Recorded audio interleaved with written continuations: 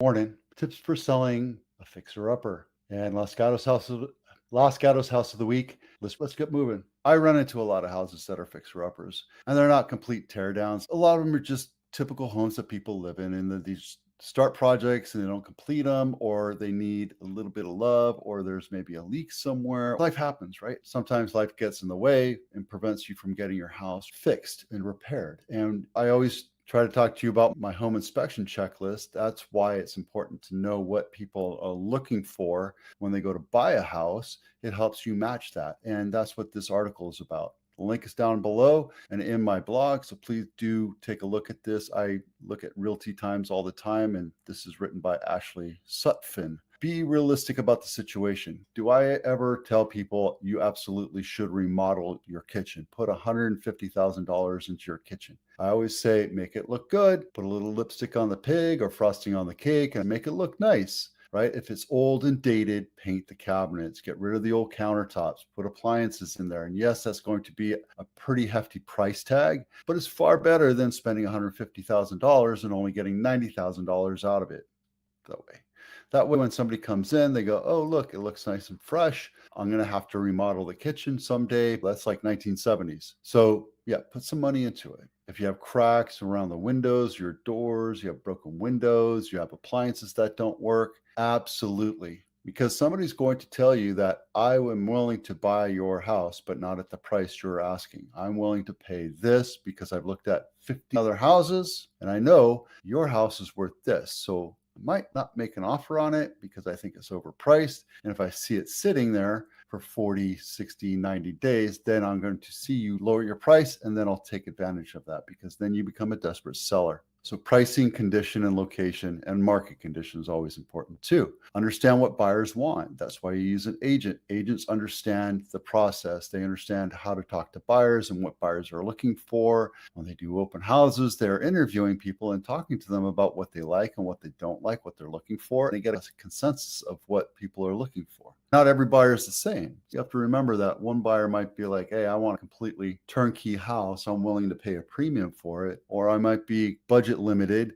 and I'm willing to do a little bit of sweat equity to buy a house, but I'm not willing to pay a premium for a house that needs to be fixed up. So there's a few different types of buyers. A lot of the people here in Silicon Valley typically want a turnkey house. So when you look at a house that has a lot of work that needs to be done, you might turn them off, especially if they're priced equivalent to houses that are turnkey. I walk through what you should do, what you can do, and what you could consider. But typically what I do is go through the entire house, say you need to fix that floor, you need to fix that crack, I want this room repainted, get rid of this carpet because it smells funny, all sorts of stuff. So that's why you walk through it and discuss that as you go through with your agent. Make small impactful changes, right? And that's what this inspection checklist does. It goes through everything in the house and allows you to walk through it with a buyer's eyes and understand that you don't have to make a house perfect. No house is ever going to be perfect. No house is level, no floor is level, no walls are ever perfectly square or plumb. There's going to be stuff that works and that don't work. And that's just a part of life, right? Even when you buy a brand new house,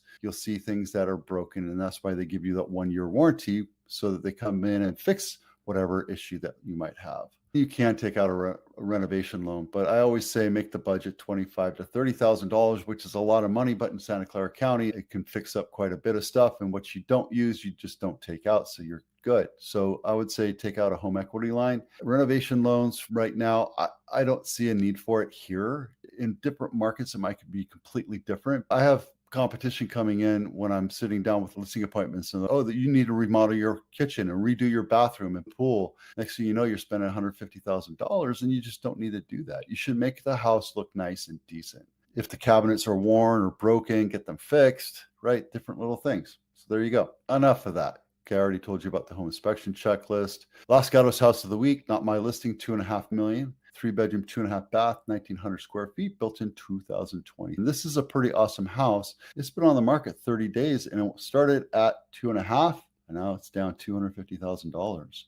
And you can see right here, it's close to University and Santa Cruz, which is the main street of Los Gatos, but it's on the freeway side. So you might get a little bit of freeway noise. This house is beautiful. I like the fact that the agent put in a floor plan, which we'll see at the end. but everything about this house is done up nice and beautiful. These are nice Anderson windows. These are like $15,000, $16,000 windows. But when you're selling a $2.5 million house in Los Gatos, it's expected. If you're selling a house here in Blossom Valley, you probably wouldn't want to spend that kind of money on windows or doors. This is all brand spanking new. It looks like they took a house, built it down to its door, to the foundation, and called it the day. Here's the problem with this house that you can see right away. No garage. I don't see a garage. Small little piece of land next to the freeway, and it's all brand new. So they did spend a lot of money on it. Here's your floor plan. So it's actually quite nice. It's a nice little house, but for $2.5 million, you can spend your money elsewhere. Probably not here. There's an older 1,000 square foot house further away from the freeway. It's a 2-bedroom, 3-bath, built in 1948, but looks like it could be remodeled. So there's a lot of choices out there. Do you want to spend millions of dollars or hundreds of thousands of dollars and fix up a house to overprice it? You have to be careful with that. Depends on where you are. We have 226 list price decreases. I picked this one because it's in my area. It's on Shawnee right here. If you see the map, it's a nice looking house. It's a 3-bedroom, 2-bath, 1,200 square feet, built in 1966. Basic size lot, virtually staged. I love that they disclosed that. Here's a problem that I see right here is they were cheap and they didn't put lawn where the lawn should be. They just put chip wood. That's a huge alarm saying that this is a flipped house. And you can even tell in the backyard is completely disregarded. They could have spent a couple $1,000s to put sod in there, and they're trying to get a premium price for it. This house should be listed at 1.15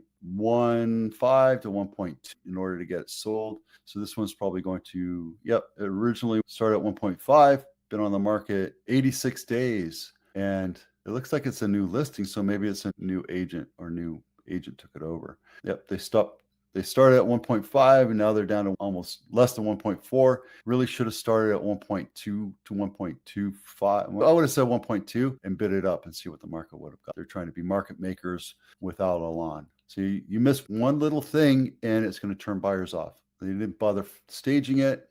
That's the difference between a house that you stage and you don't stage. You can do virtual staging for people online, but when you walk in, then it's very echoey and it becomes like, I don't know what I'm going to do with this. This is weekly highs and lows. Here are the numbers. So our top one is 9.8 million. The bottom is 540,000. The high and low still active have been the same for the last month. This is Morgan Hill. It's a 55 gated community right off 101. This is a nice little area. You get a single family house, but it's pretty small. 1-bedroom, 1-bath. It's good for 1 or 2 people that don't want a lot of maintenance. There is an HOA, $230 a month. The highest sold price was in Montessorino. Congratulations, Montessorino. It sold for $9.8 million, 6-bedroom, 5.5 bath.